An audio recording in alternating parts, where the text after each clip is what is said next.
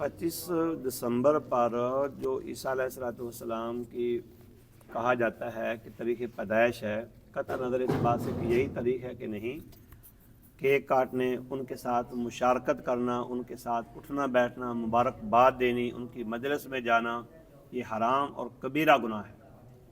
नबी सल्लल्लाहु अलैहि वसल्लम की हदीस है, मन तशब्बह बिकौमिन फहुव मिनहुम, जो किसी कौम के अमाल अखलाक उनमें मुशारकत करता है, तशबीह देता है अपने आप को शिरकत करके, उन्हीं में से है।